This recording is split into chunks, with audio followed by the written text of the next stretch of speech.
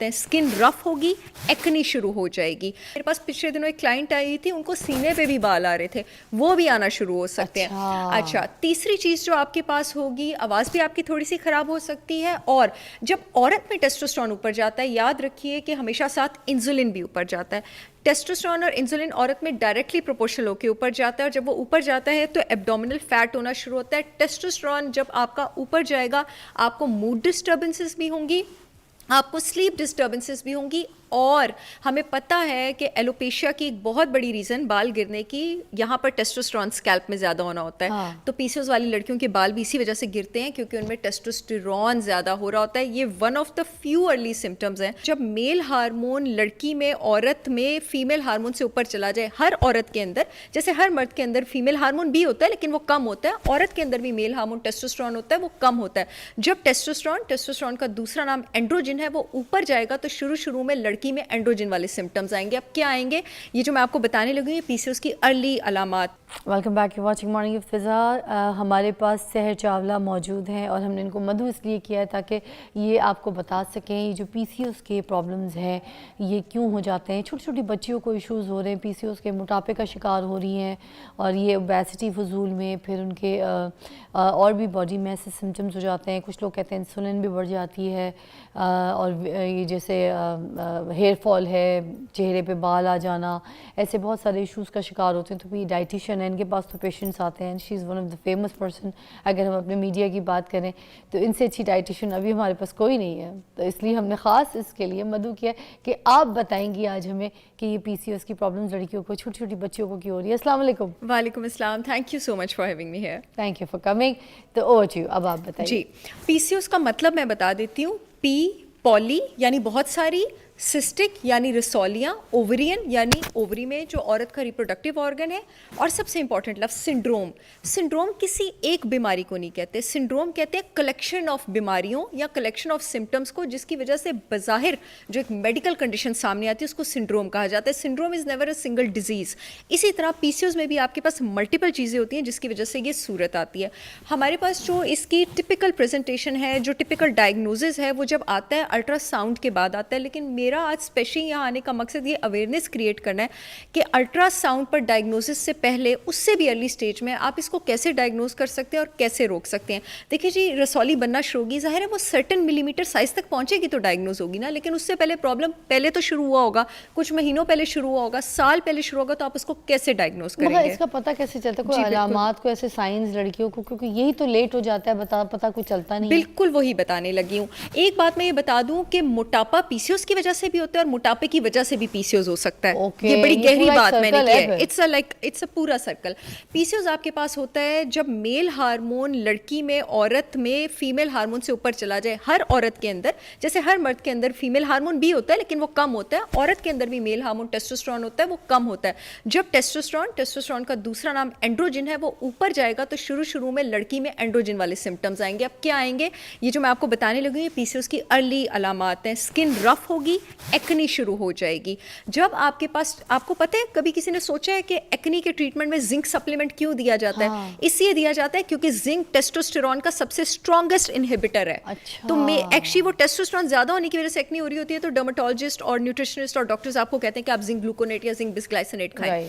तो टेस्टोस्टेरोन ज़्यादा होगा क्योंकि मर्द की स्किन को रफ टेस्टोस्टेरोन बनाता है ना, रफ होगा, एक्नी होगी। दूसरी चीज़ जो आपको होगी, आपके चेहरे पे बाल, फेशियल हेयर आना शुरू होंगे। मेरे पास पिछले दिनों एक क्लाइंट आई थी, उनको सीने पे भी बाल आ रहे थे, वो भी आना शुरू हो सकते हैं। अच्छा, तीसरी चीज़ जो आपके पास होगी, आवाज़ भी आपकी थोड़ी सी ख़राब हो सकती है। और जब औरत में टेस्टोस्टेरोन ऊपर जाता है, याद रखिए कि हमेशा साथ इंसुलिन भी ऊपर जाता है। टेस्टोस्टेरोन और इंसुलिन औरत में डायरेक्टली प्रोपोर्शनल होकर ऊपर जाता है, और जब वो ऊपर जाता है तो एब्डोमिनल फैट होना शुरू होता है। टेस्टोस्टेरोन जब आपका ऊपर जाएगा, आपको मूड डिस्टर्बेंसेस भी होंगी, आपको स्लीप डिस्टर्बेंसेस भी होंगी। और हमें पता है कि एलोपेशिया की एक बहुत बड़ी रीज़न बाल गिरने की, यहाँ पर टेस्टोस्टेरोन स्कैल्प में ज़्यादा होना होता है। तो पीसीओएस वाली लड़कियों के बाल भी इसी वजह से गिरते हैं, क्योंकि उनमें टेस्टोस्टेरोन ज़्यादा हो रहा होता है। ये one of the few early symptoms हैं जिससे आपको पता लग सकता है आप पीसीओएस की तरफ जा रही हैं। अच्छा, आपको फटीग भी होगी, क्यों होगी? और बिल्कुल डायबिटिक्स वाली फटीग होगी, और बार बार भूख लगेगी क्योंकि दिल बैठ रहा है, और बस अब जैसे फॉर एग्जाम्पल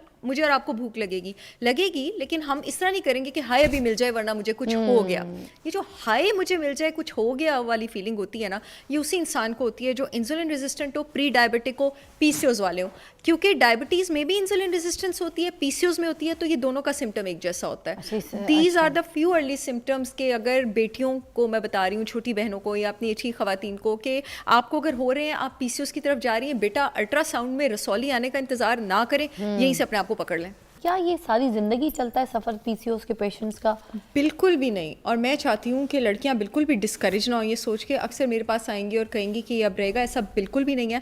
आपका पीसीओएस चाहे जिस भी स्टेज पर है, इंशाल्लाह आप उसको रिकवर कर सकते हैं। कुछ स्टेज देखें, जब भी आपने किसी चीज़ का ट्रीटमेंट करना होता है, पहले आप कंजर्वेटिव अप्रोच पे चलते हैं, यानी सर्जिकल में जाने की ज़रूरत नहीं है, इन्वेड करने की ज़रूरत नहीं है। कंजर्वेटिव अप्रोच का मतलब ये है कि हॉलिस्टिक डाइट के थ्रू, न्यूट्रिशन के थ्रू, सप्लीमेंट्स के through 70 to 80% of the cases जो हैं फिजा, वो इसके थ्रू ट्रीट हो जाते हैं। अच्छा। 6 महीने से 1 साल की ड्यूरेशन में ट्रीट हो जाते हैं, और कुछ केसेस मैंने 3 महीने की ड्यूरेशन में भी ट्रीट किए, हमेशा के लिए? हमेशा के लिए ट्रीट हो जाते हैं। लेकिन नज़्म ज़ब्त इंसान को हमेशा के लिए पकड़नी पड़ती है। अच्छा। मैं अभी नज़्म ज़ब्त छोड़ूंगी, ज़्यादा 1 महीना में अच्छा फंक्शन कर लूंगी, उसके बाद मेरी बॉडी मुझे बताना शुरू कर देगी मैंने क्या किया। इन सम केसेस जहाँ पे सिस्ट का नंबर मल्टीपल हो, सिस्ट बहुत बड़ी हो, सर्जिकल एक्सिजन की ज़रूरत भी पड़ सकती है। और जब आप सिस्ट की सर्जिकल एक्सिजन करते हैं तो डॉक्टर गायनेकोलॉजिस्ट वो आपको बताते हैं कि इसकी रिकरेंस के, यानी इसके दोबारा वापस होने के चांसेस ज़्यादा हैं। But I can bet on that कि अगर उसके बाद आप अपना लाइफस्टाइल और न्यूट्रिशनल रिक्वायरमेंट्स का ख्याल रखते हैं, इंशाल्लाह मेजॉरिटी ऑफ द केसेस में रिकरेंस नहीं होगी। इंसुलिन रेजिस्टेंस जो है वो बहुत ज़्यादा बढ़ जाती है, जी। पैदा होने के खतरे होते जी। हैं, तो इसके बारे में भी ज़रा इलैबोरेट कर दीजिए कि डायबिटीज़ का खतरा जो है इसमें बढ़ जाता है, उसके लिए क्या करें?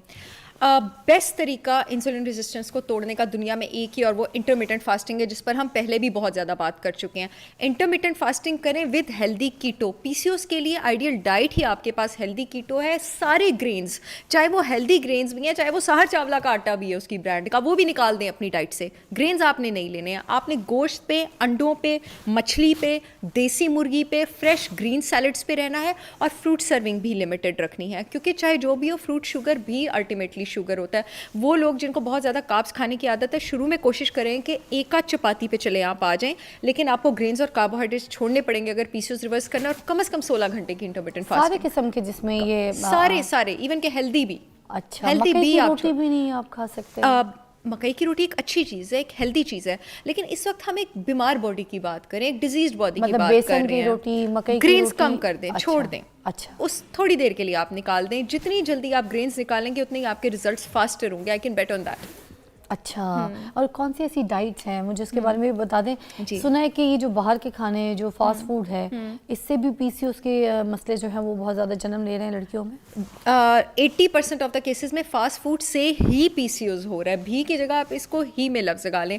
डाइट में आपने जिन चीज़ों का खास ख्याल रखना है, जिनकी मेडिसिनल प्रॉपर्टीज़ हैं, वो चीज़ें जिनमें फाइटोएस्ट्रोजेंस हों। आपके पास जितनी भी हरी सब्जियाँ होती हैं, खास करके cruciferous vegetables, cabbage, cauliflower, broccoli, spinach, केल, इन सब में फाइटोएस्ट्रोजेंस होते हैं। हमने क्या करना है पीसीओएस में, गुड एस्ट्रोजन को ऊपर लेके जाना है और टेस्टोस्टेरोन को कम करना है और बैड एस्ट्रोजन को निकालना है।